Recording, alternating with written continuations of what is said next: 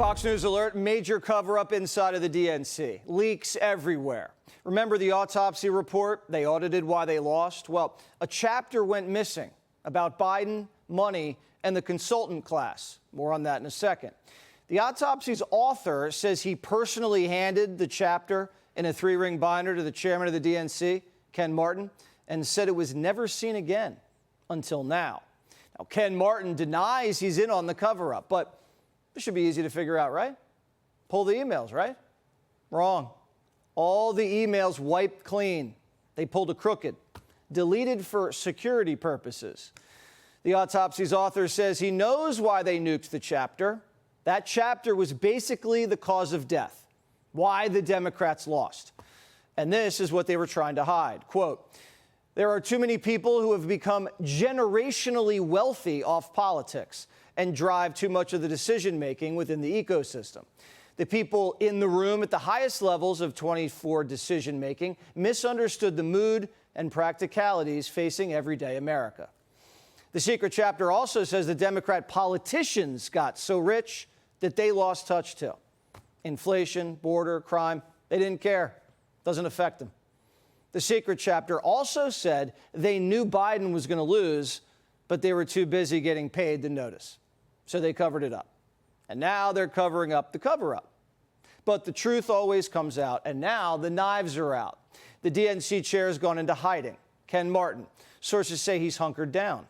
Paranoid after the committee sent him to HR for throwing his phone at an intern. Sources say he's about to get fired. We're hearing it could happen before the midterms, turning the party into a headless horseman going into battle. But it gets worse. Democrats say the party's a cashless dumpster fire. Their biggest donors are on strike. This year, George Soros hasn't given the DNC a dime. Last midterm cycle handed over $1 million. The party's a joke. Donors are telling each other that DNC stands for do not contribute. They have alligator arms because the woman who left the party $2 billion in debt is surging into first, and she's asking for their credit card again. I know this is going to be controversial coming from me in particular. We need to revisit the Electoral College. We need to revisit the point of expanding the court to 13 justices like we have 13 district courts. We need to revisit, if they so want, statehood for Puerto Rico and D.C. The rich consultants are soothing donors. Quote, "I call it the Kamala mirage. Her name does not come up. She's not part of people's calculus for 28, whether she runs or not." But what's not a mirage? This commie wave. The flavor of the month is leaving a bad taste. Could you ever support a self-described socialist candidate? No. No way. My God, no. And even if they have some good ideas? Well, I support the good ideas, but how could you support some of the crazy stuff they're for? Have you seen their platform? They're for dismantling everything that we know. No police, no this, no this, no that. Are you crazy? The commie wave's bad for business. The party elders know it, and so do the donors. The Cajun's done raging. He's just giving up. It may be that the two-party system is just going to be under tremendous stress here in the coming months. I can't sit here and tell you for certainty how this is going to turn out, but the one thing I can tell you for certain, Hassan Piker and James Carville are not going to be in the same political party. One of us is going to leave. It might even be me. The commie wave's crashing and fracturing the party. Even Bill Maher's flirting with MAGA. It's so funny. So many liberals themselves every time Trump puts gold on something in the Oval Office. Oh, it's historic. And the separation of powers isn't? Get your head out of your ass. I would vote for Sarah Palin before this. These communists want to abolish the Supreme Court, the Senate, and the presidency, but really, they're abolishing turnout. I've been a Democrat my whole life. This past primary in Ohio, I went and asked for the Republican ballot, which makes me a Republican now. There's many reasons for that. This Democratic Socialist movement, this chicken has been coming home to roost for a long, long time. Ohio, that's the Rust Belt. And tomorrow, the revolution has a big test there. Super Commie Tuesday. The establishment's wetting the bed. Don the John, the guy who wants to unionize prostitutes and ban police chases, he's on the ballot in Michigan. And Shree's on the streets on his knees. I'm asking for your vote so I can continue fighting the Trump administration, continue fighting their corruption and their lawlessness. Shree's so desperate he's dancing. Look at that. Dancing with any grandma who'll take his hand. The big buzz is about the other commie race in the Wolverine state, Abdul. The old-timers are already writing their own autopsy. Listen. Let's take in Michigan. Now, al-Said is highly competent, but he's way left. I see challenges from the, quote, progressive left, unquote. And these people are too hard-headed to know that they're not popular. People don't like them. Abdul, not listening. You were down 46 points with black primary voters. I know you're going to tell me you don't chase polls, you chase voters, but that is a significant gap. What explains that gap to you? I'll just note that that poll is brought to you by the same exact pollster who did this last poll. Even in those polls, our polling shows that we're neck and neck in the black community. Abdul's got a problem. Blacks don't like him. So he's been hitting up black churches, cookouts, just hoping for some sizzle. But he made a big mistake. One black voter last week got in his face. Quote, "I'm a big pro-Obama person, and you're dogging his wife."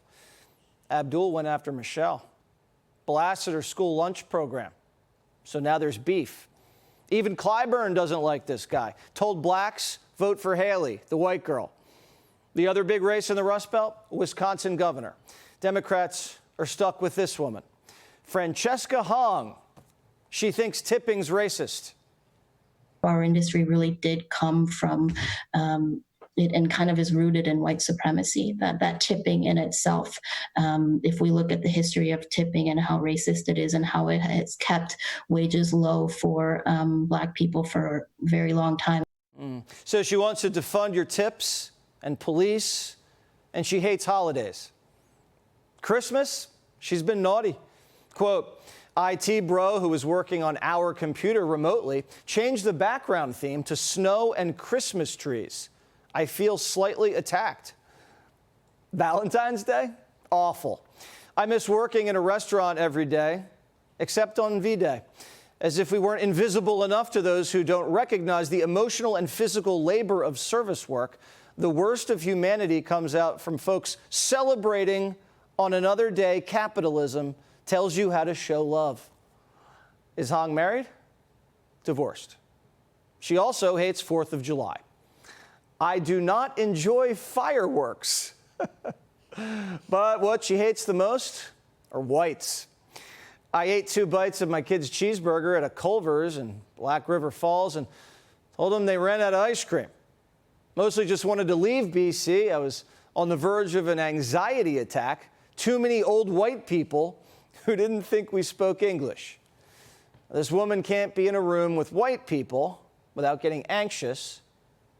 75% of the state's white. She's running for governor. Now, when Hong was younger, she was hospitalized for a week, checked into a psych ward, missed graduation. She was cutting herself. Woman's bipolar. Her parents immigrated from Korea. She felt guilty about it. She dropped out of college, worked at a restaurant, then opened up her own restaurant, ran it like a communist soup kitchen, and paid wild salaries, and it went under. So she ran for office to run the state. Oh, and she has a tattoo.